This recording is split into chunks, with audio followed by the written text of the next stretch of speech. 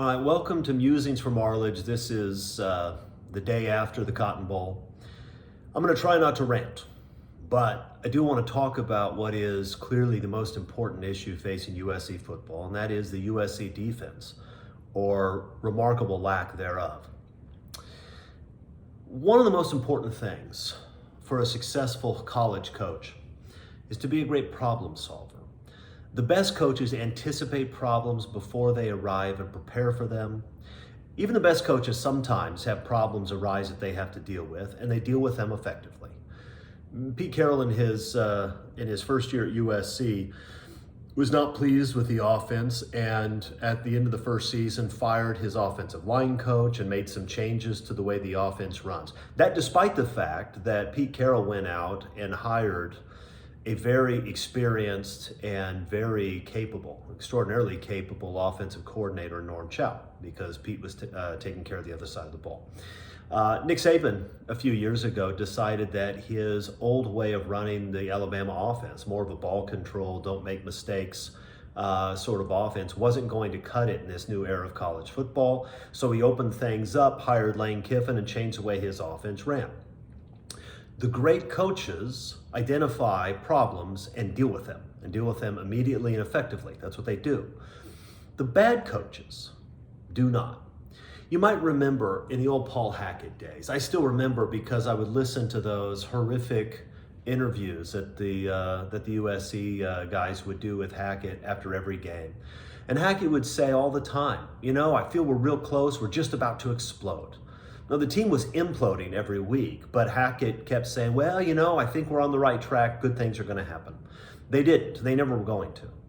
Helton was the same way. Clay Helton would never recognize that there was a serious problem. He would always try to paper over the problem with happy talk and optimistic thoughts. After USC got hammered by Ohio State, he came out and said he thought he was really close to winning a national title and that they're right on the brink. USC was not on the brink, and anybody who watched USC play and watched the best teams in the country play knew that they weren't on the brink. This is the difference between great coaches and bad coaches. Now, Lincoln Riley is clearly a much better coach than Paul Hackett or Clay Helton. We know that. But he now has a pretty significant decision to make, and his leadership is going to be tested. Because what Lincoln Riley thought was the right course of action is now going to be under fire from just about everybody, for good reason. And he's going to have to make a decision what he's going to do on the defensive side of the ball. This is a major issue, of course, because not only can you not win if your defense is awful, but also because this was the biggest question mark that people had about Lincoln Riley when he came over to USC, is can this guy put a defense on the field that can win a championship? Or is he just a great offensive coach that's going to win a lot of games with offense but can't beat the elite teams and can't win the biggest games? I want to talk a little bit about the problem as I see it. I'm going to start with the big picture, but for reasons that we'll get into, I actually want to get into at least one specific play so I can explain the problem as I understand it. Okay? Let's start with the big picture. USC was 6-0 this year. They had played pretty good defense in the two games, in games 5 and 6. Played really well against Oregon State. And they played pretty well against Washington State. And so you looked at it and said, okay, the toughest games on the schedule still remain. But this defense is playing better. The offense is extraordinarily skilled. Lincoln Riley's a great coordinator. Caleb Williams is a generational talent. This is a team that can make some noise. Since that time, USC has gone 5-3. They've gone at 5-3 despite the fact that the offense has been lights out, because the defense has been, I think, historically bad over the last 8 games. Over the last 8 games, USC has given up an average of 37 points a game, 478 yards a game, and 7.3 yards per play. It's over the last 8 games. Now, they played some good teams during that time period, but they also played some terrible offenses. Colorado may be the worst offense in the country. Cal is very bad. Arizona is one-dimensional. They have a decent quarterback and some good receivers, but that's a one-dimensional football team, and they're not a great football team. So it's not like they played. Killers every single week. Now, how bad are these numbers? Well, look, if an offense averaged those numbers, 37 points a game, 478 yards, 7.3 points per game, they would be one of the top 5 offenses in the country. No offense in college football averaged 7.3 yards per play. Ohio State, Tennessee, and USC were all over 7.2 but under 7.3. 37 points per game would be good enough for 13th in the country. 478 yards a game would put you in the top 10, and in fact, that's more yards than both Alabama and TCU averaged on this season. What am I saying? I'm saying the average for USC's opponents over the last 8 games would be an extraordinarily good offense. That's how bad USC's defense has been. They're giving up gigantic points in yards just about every week. And you've seen it where you play even a lousy offense like Cal. That quarterback looks like John Elway out there, throwing for all kinds of yards and moving the ball up and down the field. So here's the thing. I think we all knew that USC's defense would struggle at times this year. It was a terrible terrible defense last year. Terrible. We all know that. And while they added some pieces, they didn't make the same sorts of transfer portal additions that they did on offense. So I think everybody expected they might struggle a little bit, but we thought they'd improve. As the year went on, they didn't improve at all. In fact, it got worse and worse and worse. And with a month to prepare for that Cotton Bowl, USC turned in what may be the worst defensive performance I've ever seen from a USC team. I mean, look, 46 points on only 52 plays and only 20 minutes of possession, 539 yards. Tulane scored touchdowns on 6 of their 10 drives. They averaged over 10 yards per play, including over 9 yards per rush. In fact, on that, not only did USC give up 9 yards per rush, not only did the Tulane running back have over 200 yards and 4 touchdowns, but on 34 rushing plays, USC didn't have a single tackle for loss. USC gave up 9 plays of 20 yards or more, including 5 of 40 or more, and 3 plays of 59 or more yards. Those are remarkably appalling numbers. And here's the thing. When you look at the final season totals, you can make a very compelling argument that this year's defense is actually worse than last year's defense. They gave up more yards. This year's defense gave up more yards than USC has ever given up per game. And while the scoring average is a little bit better than last year's, it's not dramatically better. And remember, last year's defense was handicapped by a terrible offense, an offense that was going 3 and out, turning the ball over, doing all kinds of ridiculous things to put the defense in a bad spot. This defense had the benefit of the best offense in the country. So they weren't frequently put in bad positions. They tended to be put in good positions, and despite that, they couldn't stop anybody. All right, so what does that mean? It seems to me that the defense this year was historically bad. And in light of just how great USC's offense was, I mean, they're in the top 3 or 4 in just about every major offensive category that counts. They had the best player in the country.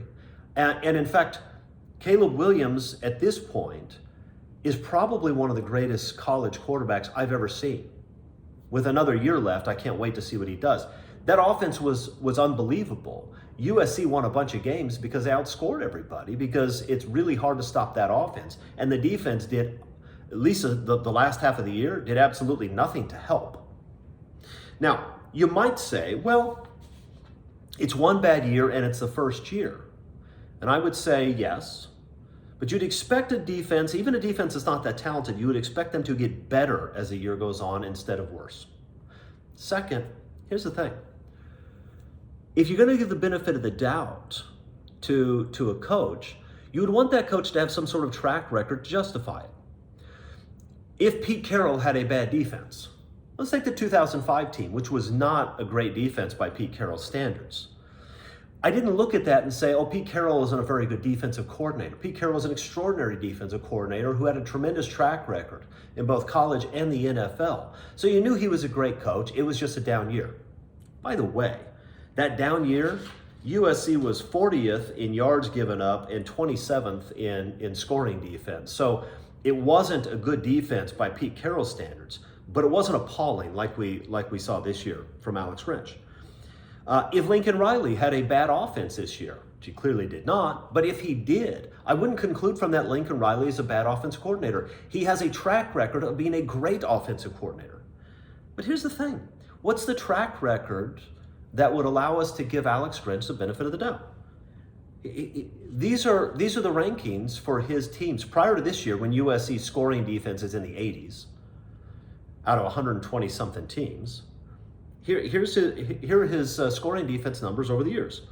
Number 60, 28, 64, 53, 59, 50, 74. Now you tell me, well, some of those years were at Washington State, and it's tough to play defense at Washington State. Agreed.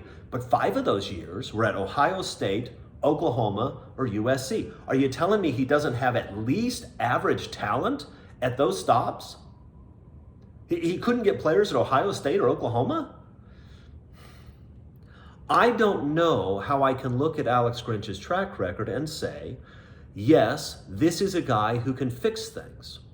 We didn't see it this year, and I don't know that we've seen it in the past. Now, I don't want to be just one more talking head that's screaming fire Alex Grinch because of a bad season and a really horrific bowl game, all right?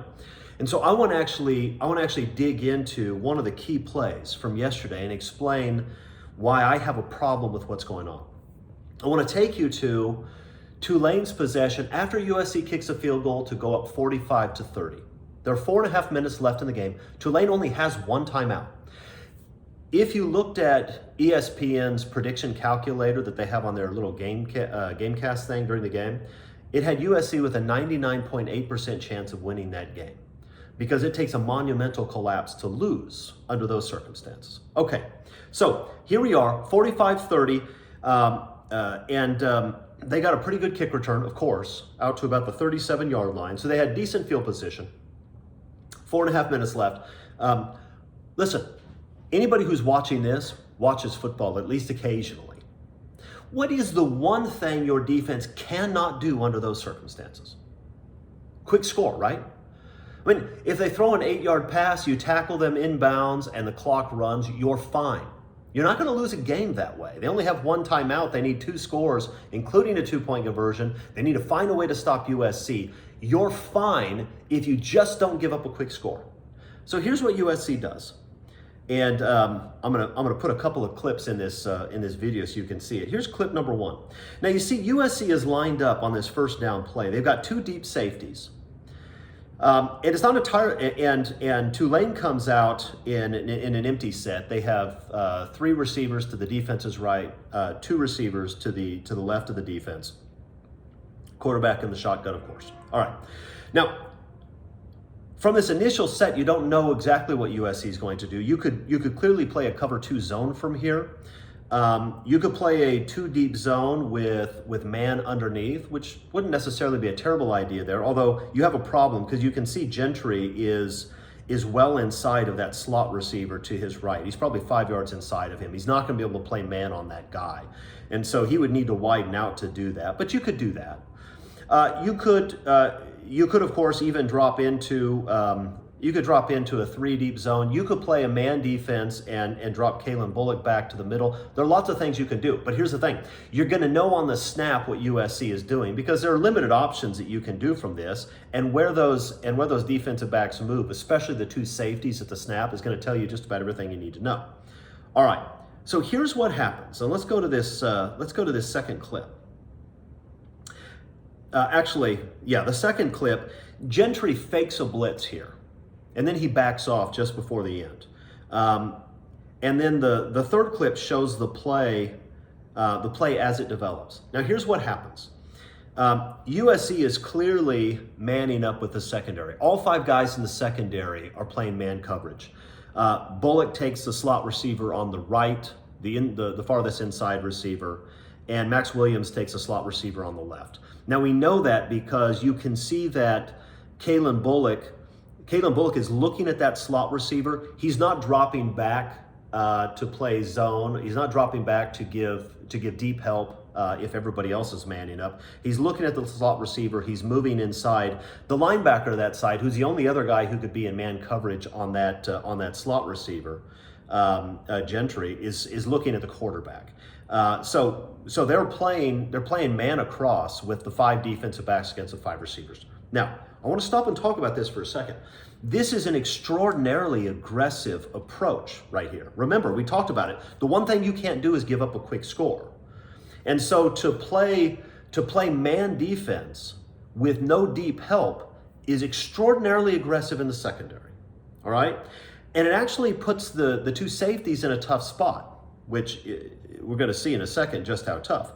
Because both Bullock and Max Williams are about 10 yards off those inside receivers to their side, and they have man coverage. Now, here's the thing. At the snap, you can't bail out of there if you're that safety, because you're giving much too big a cushion. So number one, you're giving up an easy completion if you want it. Number two, even worse, the more space you give that guy, the more room he has to put a move on you, and you're trying to make an open field tackle. So if you're playing that off man, it's actually a difficult assignment. It's actually more difficult in most respects than playing a tighter man coverage, because you're not going to have any momentum moving backwards towards your own goal line, but the receiver is going to have quite a bit of momentum. He's going to get 7 to 8 yards of momentum, and you're going to be close to flat-footed. Maybe you shouldn't be, but a lot of times that's how it plays out. And what you see is Max Williams actually has inside leverage on that guy. You can see that from the first clip. He doesn't maintain that inside leverage. That's probably a mistake. In fact, it's certainly a mistake, because the outside throws, the out or the fade, are a lot more difficult to throw than the inside throws, the slant or the post. And so you want to maintain that inside leverage so you can defend those inside throws. But he ends up giving up that inside leverage, and you can see he's essentially flat-footed. The receiver has run about 7 yards, is now 2 yards away from him. Max Williams is flat-footed and is facing the receiver. What this means is that unless Max Williams is an extraordinary athlete compared to that receiver, he can go inside or outside. Williams has to react, and while the receiver has a lot of momentum, Williams has none. That's an extraordinarily tough assignment. Now, he didn't play it very well technique-wise. He should have maintained that inside position. And in light of the situation where you cannot get beat deep, he probably should have been giving up some ground and risking giving up the underneath route just because you can't let a guy run past you. So it's not great technique. But what I'm telling you is Alex Grinch put him in what is probably the most difficult position for a defensive back to be in under those circumstances, okay? But it's worse than that, because I want you to see what's going on with the other 6 guys in the defense. It would be one thing if what Grinch decided to do is man up and play man across without deep help in the secondary, because he's going to get pressure on the quarterback. But look, that's not what he's doing. He's only bringing 4 guys. The down 4. USC very seldom gets pressure from the down 4, frankly. Sometimes if they twist or stunt, they might. But they generally don't. Thule will sometimes beat his guy, but Thule was more or less effectively controlled in this game also. Look at the two linebackers are standing there guarding grass. I don't actually know what they're doing. It almost looks like they are like they have 2 spies. I'm not sure why you'd want to have 2 spies. If you want to have a spy against this quarterback, that's not the way to do it. I wrote a few weeks ago in Musings about the way Saban developed his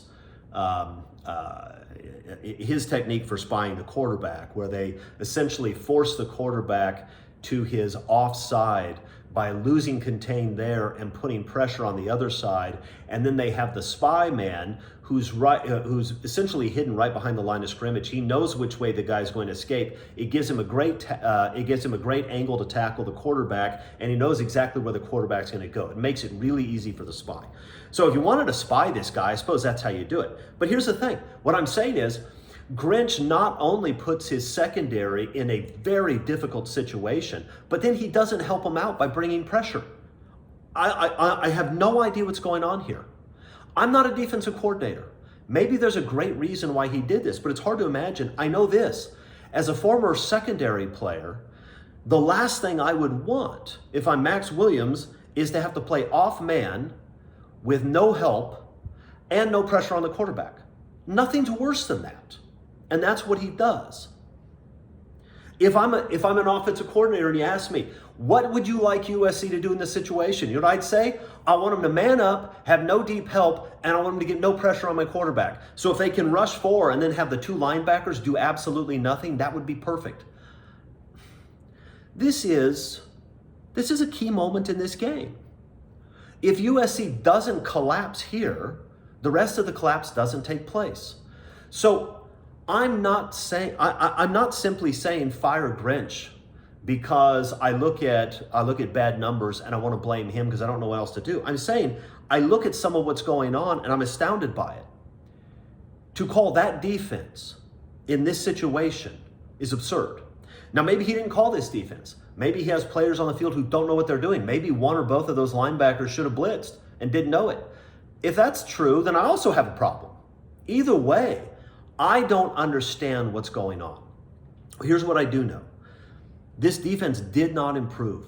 And yes, the defense needs better players. The talent level was very depleted under Clay Helton. We know that. But I'm not convinced that USC lacks the players to play at least average defense. And this defense was far, far below average. And I think that USC should be able to improve as the year goes on, rather than get worse and worse and worse, to the point where after a 1-month break to prepare for a bowl game, you come out and play probably the worst game I've ever seen from a USC defense. I don't know what to do with that, but I know this. Lincoln Riley has a major decision to make. Does he really want to gamble his career and his program on Alex Grinch? Maybe he does. We're going to find out. That strikes me as extraordinarily bad gamble. So, like you, I'm very concerned about where we're going, and I would like to see Alex Grinch, I would like to see Lincoln Riley do what really needs to be done. And I would close this with this, and I made this comment in the Inside the Trojans Huddle show yesterday, but I'll repeat it because I think it's important. When Lincoln Riley showed up to USC, he had a good quarterback. Jackson Dart is a good college quarterback, and he played pretty well this year for Ole Miss. And in Lincoln Riley's system with Riley's coaching, Jackson Dart would have been a very good player. But he replaced that very good player with a great player because there was a great player available to him, and he decided that he is willing to trade out a good player for a great player if it makes his program better. And he was very open about this. He said every position is open. He was going to improve everywhere he could. He said it again just recently. We want to get bigger and faster everywhere. My question for you, Lincoln Riley, is, does this only apply to players or does it also apply to your staff? Because even if you think Alex Grinch is a good football coach, it's hard to imagine you really think he is the top defensive coordinator in the country or one of the top defensive coordinators in the country. He certainly hasn't proven that at this point. And there's some guys out there who can make a claim to being top defensive coordinators. You can make a move now and improve your staff the way you improved your quarterback position, the way you improved a lot of positions in this past offseason, the way you're claiming you're going to improve a lot of positions this season. Are you willing to do that with your friends that you hired or just with the players? I guess we're going to find out, but sir, your career is on the line. Do what you need to do. That's what the great coaches do. There's a problem. It's time to solve it. Good luck. All right, we'll see what happens, everybody. Thank you for joining me this week. I'll see you again next week on Musings from Arledge. Fight on.